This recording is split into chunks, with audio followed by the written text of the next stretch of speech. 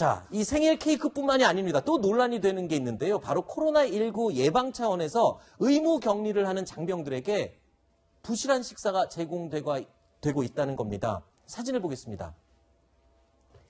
밥의 반찬은 나물 무침하고 깍두기 2알입니다. 깍두기 2알. 딱 2개가 담겨 있습니다. 자, 다른 도시락도 한 장 더 볼까요? 자, 이 도시락도 매 한 가지입니다. 자, 김치와 두부 한쪽이 전부 다입니다. 자, 논란이 될 수밖에 없는 것 같은데 특히나 이 아들 군대 보낸 부모님이 이 사진 보면요. 정말 가슴을 주먹으로 막 내려칠 것 같습니다. 손 변호사님. 군대 내 처우를 개선하겠다, 가혹행위 없애겠다 이런 이야기 굉장히 많았고요. 지금 징병제에서 모병제로 가야겠다는 어떤 정책 반환에 대한 이야기고 나오고 있는 시점에 저런 제보가 들어오면 사실 누구든 군대 가기 싫을 겁니다. 군대 그렇죠. 회피하면 안 된다라고 이야기는 하지만 보시면 사실은 우리가 교도소에서 먹는, 구치소에서 먹는 식사도 저보단 낫거든요. 네. 어디 가도 저보단 낫습니다. 네. 어떻게 한참 자라나고 에너지 소비 많이 해야 되는 청년들이 먹어야 되는 식단이 저렇게 부실할 수 있을까? 그리고 이런 식단을 받아서 당연히 불만이 제기됐을 텐데 이 정도 수준에서 불만이 올라온다는 그 자체가 네. 군대 내 소통이나 이런 것도 제대로 되지 않는 것이다. 네. 저걸 한 번도 상급자들이 받지 않았을까? 개선하려는 노력이 없었을까? 굉장히 놀라운 사진입니다. 지금 시대가 어느 때인데 군에서 먹는 거 가지고 이렇게 글쎄요 서러움을 받을 수 있을까? 이런 논란이 일자 군 당국에서요 이렇게 조치를 내렸습니다. 이제 앞으로는 그 장병이 먹고 싶어하는 반찬, 맛있어하는 반찬을 원하는 만큼 더 주겠다. 원래 그렇게 해야 되는 거 아닌가 모르겠습니다. 서욱 국방부 장관이 직접 평택 소재 해군 제2함대 사령부를 방문해서 도시락을 점검하겠다라고 나섰습니다. 그래서 사진도 이렇게 언론에 공개가 됐는데 평론가님 저 궁금한 게 있습니다. 사성 장군이 부대에 도시락 점검하러 온다 그러면 과연 부실한 도시락이 그날은 나올까요? 안 나오겠죠. 네, 안 나오죠. 예. 뭐 제가 딱 30년 됐는데요. 군대 갔다 온 지. 네. 그때보다 더 배식이 나쁜 것 같아서. 아, 그때는 이거보다 더 잘 드셨던 기억이 있습니까? 개인적으로 더 놀라고 있는데요. 그때도 이른바 별이 뜬다고 하면 네. 그러면 청소하느라고 한 달 걸린다는 얘기도 했었어요. 고기도 양이 달라진다는 얘기도 있었죠. 우스갯소리로. 네. 사송 장군이 와가지고 본다고 하면 잘 내놓겠죠. 그렇죠. 평소보다 더 잘 내놓으려고 노력할 겁니다. 근데 가서 점검을 하는 게 상징적인 의미가 있으니까. 네. 그러니까 앞으로 다른 예하 부대들도 정신 똑바로 차리고 잘해라. 이런 이제 메시지가 있을 것이라고 보고요. 네. 그러니까 방문한 것 자체가 뭐 잘못됐다고 생각하지는 않는데요. 네. 앞서 말씀드렸던 것처럼 이건 무관심이에요. 지휘관이 무관심하기 때문에 저렇게 배식하는 거예요. 아니 우리 장병들이 설마 저런 식사를 계속 먹겠습니까? 그렇지 않다는 거예요. 그런데 관심이 없으니까 그냥 네. 대충 줘도 되도록 이렇게 그냥 하는 관리 거예요. 감독. 네. 어떻게 김치 하나에 깍두기 하나 넣고 장병들이 밥 먹고 있겠습니까? 그러게요. 이러면은 정말 먹으려면.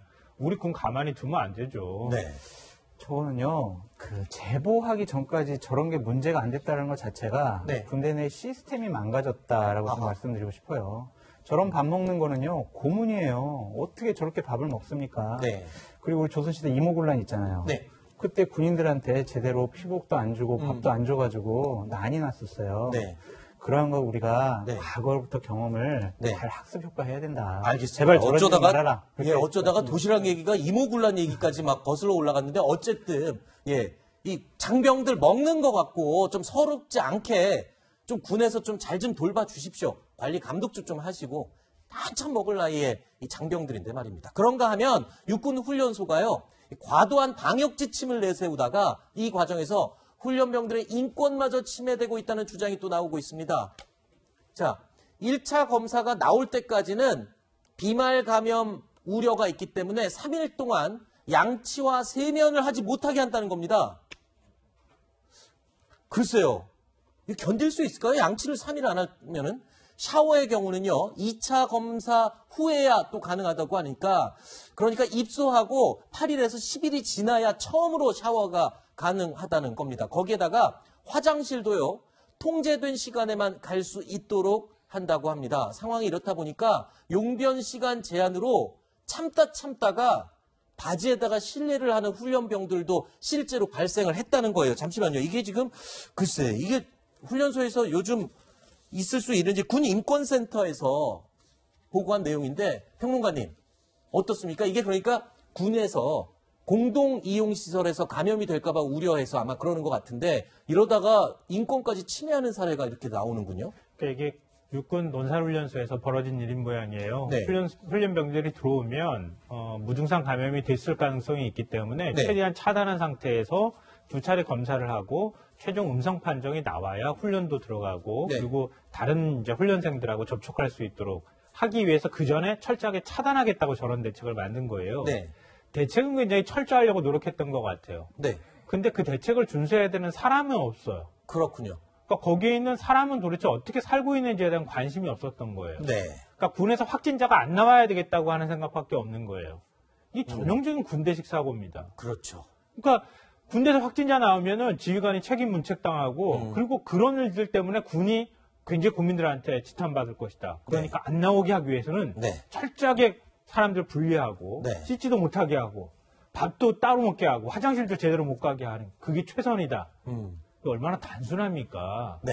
그러니까 이렇게 군이 가면요. 그럼 진짜 군대 보내기 싫어져요. 알겠습니다. 그러니까 지난번 서울 동부구치소에서 확진자 막 급증하고 이런 사태 있었잖아요. 그때 초기에 확진자 발생했을 때 네. 그때 적극적인 대처, 네. 뭔가 법무부 차원의 대처를 하지 않았다고 하는 비판이 있었잖아요. 네. 그러니까 지금 급식 문제나 이렇게 훈련병들의 인권 문제라든가 네. 그러면 차라리 훈련병을 늦게 훈련을 보내든가 아니면 검사 다 훈련병들끼리 끝난 다음에 보내든가. 다른 방식으로 그렇죠. 하든가 할 수 알겠습니다. 있었는데 이렇게 경직된 사고로만 군이 움직이면 네. 당연히 비판받을 수밖에 없다. 이런 문제 국방부 장관이든 육군 참모총장이든 적극적으로 나서서 네. 문제를 해결하도록 국민들께 보여주고 노력해야 한다고 생각합니다. 알겠습니다. 자, 김성환 평론가님은 여기서 인사를 드려야 될 것 같습니다. 오늘 좋은 말씀 마지막에 잘 들었습니다. 고맙습니다. 네.